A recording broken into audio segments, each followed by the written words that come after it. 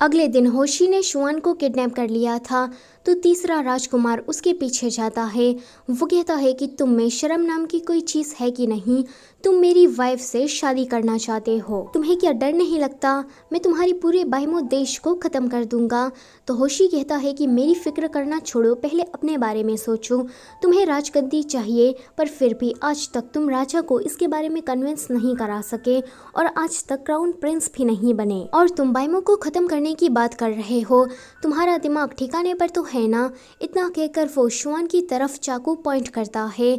तीसरा राजकुमार कहता है कि उसे छोड़ दो कि तभी ही वहाँ पर ये दोनों आ जाते हैं। ली कहती है कि तुम शुआन को पसंद करते हो पर राजा इसके लिए कभी नहीं मानेंगे, ऐसा करके बस तुम दोनों देशों के बीच में कॉन्फ्लिक्ट पैदा कराना चाहते हो। अगर दोनों देशों के बीच में युद्ध हुआ तो साफ बात है कि हमारा राज्य ही जीतेगा। इससे अच्छा कि तुम शुआन को भूल जाओ, क्यों ना मैं तुम्हारी अच्छी वाइफ ढूंढने में मदद कर दूं।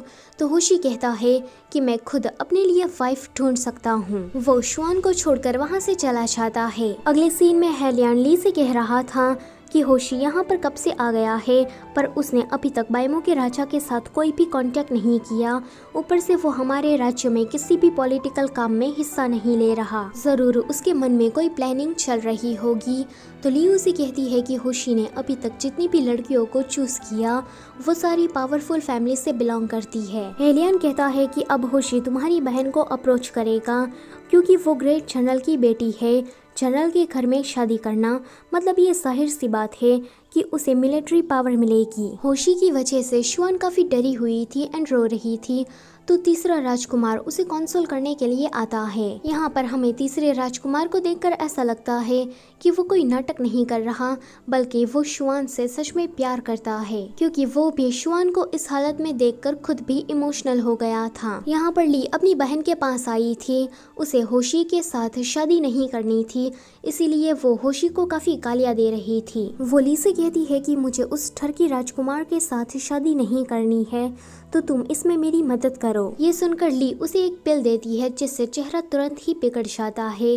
वो अपनी बहन से कहती है कि अगर होशी ने तुम्हारा अगली चेहरा देख लिया तो वो शादी से अपने आप ही इनकार कर देगा। अगले सीन में ली ने जैसा कहा था बिल्कुल वैसा ही होता है। होशी जब ली की बहन का बिगड़ा हुआ चेहरा देखता है तो वो शादी से अपने आप ही मना कर देता है। अगले सीन में हेलियन और ली बैठे थे। हेलियन उसे कहता है कि अच्छा है कि हम पकड़े नहीं गए, वैसे आगे तुम क्या करने वाली हो।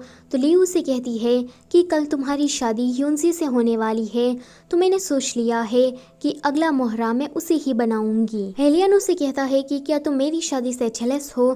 तो वो कहती है कि मैं जेलस नहीं हूँ। इतना कहकर वो छाने लगती है तो हेलियन उसे रोककर किस करता है। ली उसे कहती है कि तुम इतने बड़े कमीने हो, ये बात मुझे पहले क्यों नहीं पता चली। अगले सीन में हेलियन होशी के पास जाता है। होशी अभी ड्रंक था तो हेलियन उसे कहता है कि तुम शुआन को पसंद करते हो पर तुम्हें यह बात पता है कि शुआन की एक जुड़वा बहन भी है यूनसी, वो बिल्कुल उसकी ही जैसी दिखती है। इतना कहकर वो यूनसी को उसके कमरे में भेज देता है। अगले सीन में यूनसी के चिल्लाने की आवाज़ आती है तो सभी लोग उस कमरे की तरफ जाते हैं। सभी लोग देखते हैं कि यूनसी रो रही है और होशी अपने कपड़े पहन रहा है। राजा होशी पर काफ़ी गुस्सा होते हैं एंड कहते हैं कि तुम हमारे राज्य में आकर हमारी लड़कियों के साथ ऐसा कुछ करोगे तो तुम्हें ये लगता है कि मैं तुम्हें आसानी से जाने दूंगा। वो उसे जेल में डालने की सजा देते हैं और यूनसी उसकी शादी भी हेलियन से तोड़ देते हैं। रानी को तो यूनसी पर काफी गुस्सा आ रहा था क्योंकि वो यूनसी को इस्तेमाल करना चाहती थी पर ऐसा हो नहीं पाया। यहाँ हेलियन ली से कह रहा था कि यूनसी तो बिल्कुल पागल सी हो गई है। तो ली उसे कहती है कि तुम उसकी चिंता मत करो, वो काफ़ी स्ट्रांग है तो जल्दी ही इस बात से उभर जाएगी। वैसे मैं अपने पति को किसी के भी साथ शेयर नहीं करने वाली। तो दूसरी तरफ होशी जेल में बैठा बैठा चिल्ला रहा था कि उसे पीने के लिए अल्कोहल चाहिए पर गार्ड्स उसे सिर्फ खाना ही देते हैं।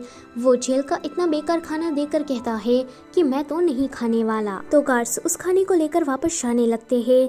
होशी उससे खाना वापस मांगता है क्योंकि उसे लगता है कि भूख से मरने से अच्छा कि वो यही खाना खा ले। उस खाने में जेल के ताले की चाबी मिलती है जो कि तीसरे राजकुमार ने ही रखी थी। अगले दिन होशी जेल से भाग जाता है तो तीसरा राजकुमार उसे ब्रोथल में लेकर आता है। वो हेलियन के असिस्टेंट से कहता है कि तुम इसकी अच्छे से खातिरदारी करना। तीसरे राजकुमार को तो ये बात पता नहीं थी कि ये हेलियन की ही असिस्टेंट है, इसलिए वो होशी को उसके हवाले ही छोड़कर चला जाता है। अब ये बात हेलियन तक भी पहुंच जाती है कि होशी जेल से भागकर ब्रोथल में जाकर छुपा हुआ है। तभी ही उसे एक लेटर रिसीव होता है।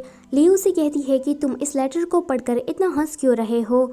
तो वो कहता है कि जिसने मुझे चेन बचाना सिखाया ये लेटर उसी मास्टर का है। वो अभी बाइमो में है तो उसने कहा है कि होशी एक नंबर का गुंडा है, उसे जेल में बंद मत रखना और उसे मारने की भी कोशिश मत करना, उसे सेफली यान राज्य से जाने देना क्योंकि बाइमो ने सरहद पर अपनी टुकड़ी को भेज दिया है। अगर होशी को कुछ भी हुआ तो वो लोग जंग का ऐलान कर देंगे। ली कहती है कि फिर तो हमें होशी को यहाँ से जल्द भेजना होगा।